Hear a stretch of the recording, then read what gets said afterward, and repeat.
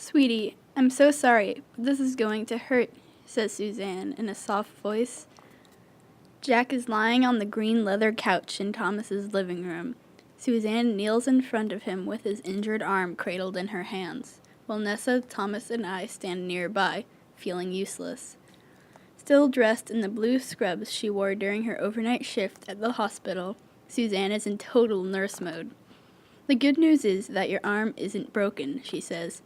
The bad news is that it's dislocated, and getting the joint back in place takes some messing around with your sore shoulder. Ready? Jack's face is white and his eyes look enormous in his thin face, but he nods. Nessa buries her face in my shoulder as Suzanne takes hold of Jack's arm, pulls it towards her, then pushes it back. Jack howls in pain, but through gritted teeth says, "Do it." So Suzanne does.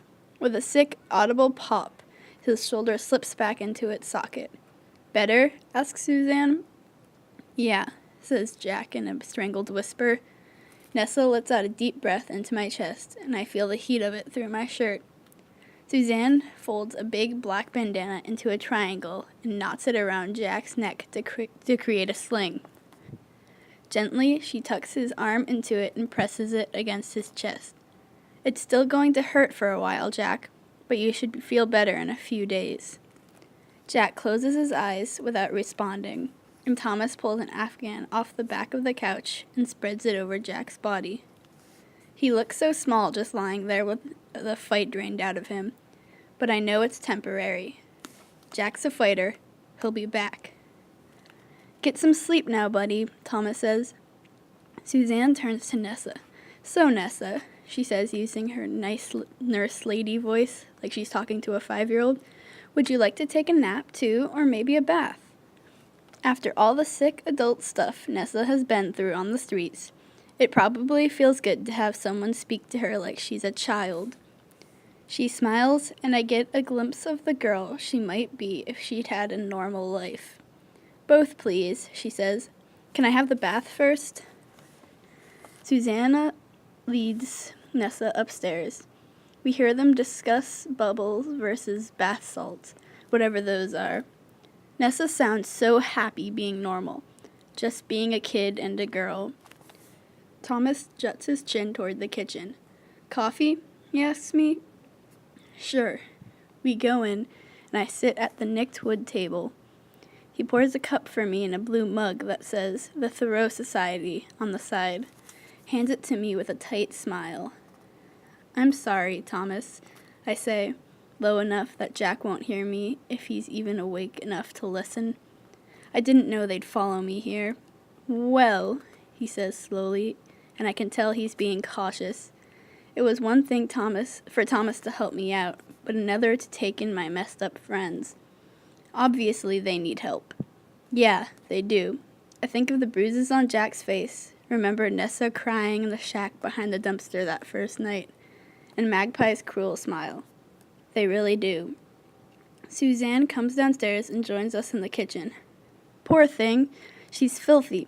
I put her in a tub for a nice long soap. I just hope she doesn't fall asleep in there." After pouring herself a cup of coffee, she joins us at the table, adds a spoonful of sugar to her coffee, and stirs while we watch in numb silence. "So, Hank, we need to call somebody. You know that, right?" Alarm prickles my scalp. "Like who?" "Child Services." "They can't be sent back to their dad. He was abusing them." Thomas's eyes harden and his big callous hands flex unconsciously into fists on the table. If he knew the whole story, he'd want to smack more than a few people around.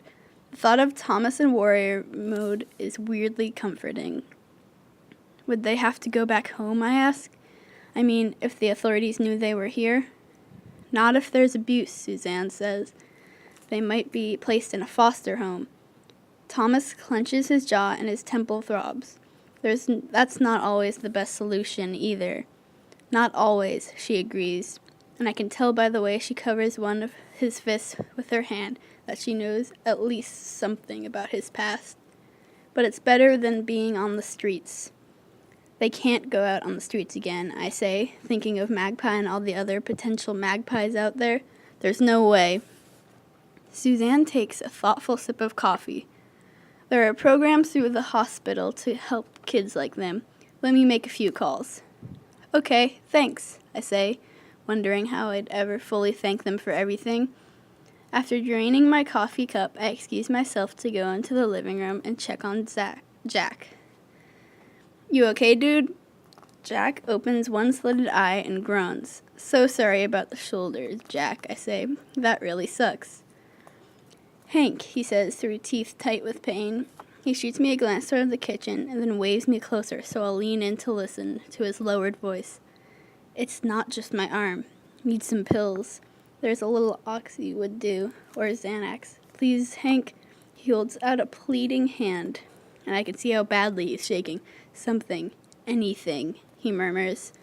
Can't do it, buddy. I feel that familiar dark urge to wrap my hands around Magpie's neck and squeeze, because I'm sure that he's the one who got Jack hooked.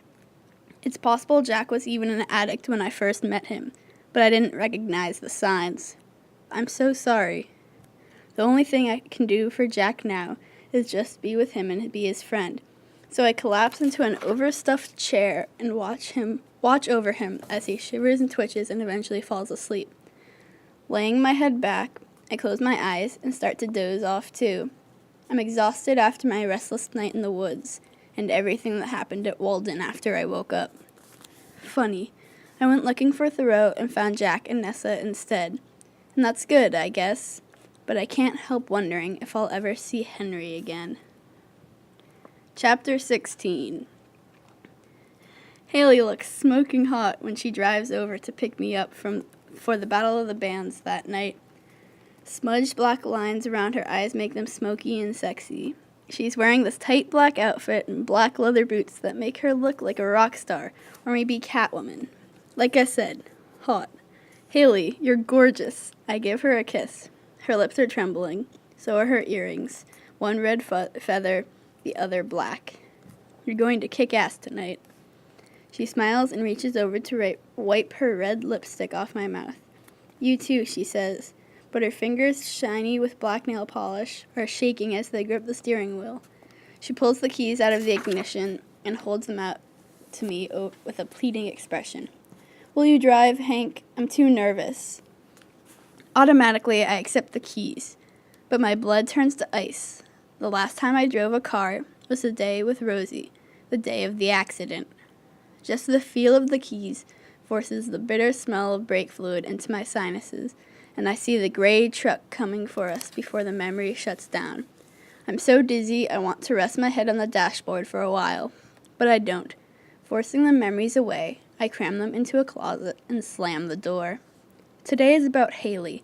I have to pull Haley through this night before I can consider my own ruined life. So we switch seats and I get behind the wheel like everything's cool, turn the key, put my foot on the brake, and adjust the rearview mirror. Then I turn up the classic rock radio station, some rocking tune by Aerosmith, and give Haley a cheesy double thumbs up to show her all is well. Then, with the car jerking forward as I remember how to work the accelerator, we drive off to the school for the Battle of the Bands. The auditorium has been completely transformed into the closest thing a high school auditorium can be to a dance club. White lights are strung everywhere. Silver disco balls and stars hang from the ceiling, and a light machine sweeps multicolored beams around the room. The first several rows of seats have been pulled out and put into a storage to create a mosh pit dance floor area in front of the stage. Two performances areas are set up, splitting the stage in half, both with drum kits already assembled, speakers, monitors, and amps all in place. All the musicians need to do is plug in and play. While one band is in the spotlight, the next band can get ready for their turn on the darkened half of the stage. Whoa, this is awesome, I say. Dudes! A deep drawling voice comes from behind us. There's Sam, wearing a black t-shirt with the word Zildjian across the front in white letters. His drum brand of choice. Drumsticks stick out of his back jeans pocket. Nice setup, eh? I ask him. He sweeps the stage with a sleepy gaze, and a slow smile spreads across his face. Sweet. The guy is so relaxed, I wonder if he has a pulse. I wish he could transfer some of his laid-back calm to the girl currently cutting off all circulation to my arm. Hey guys. I turn to see Ryan and do a double take.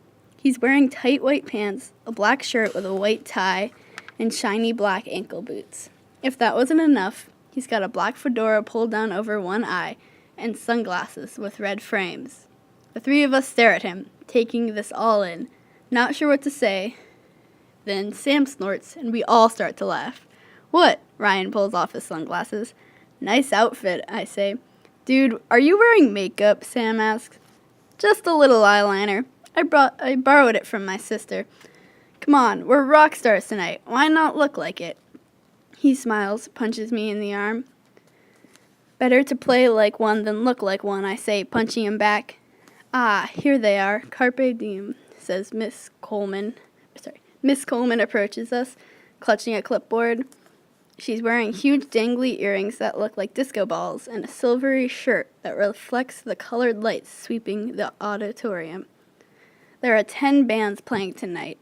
You're scheduled here. She jabs a finger at her list, and we circle around to see. Next to the last, Sam observes. That's actually a really good place to be. Will be fresh in everybody's mind when they do the voting. How does that work, anyway, the voting? I ask. It's based on applause, says Miss Coleman.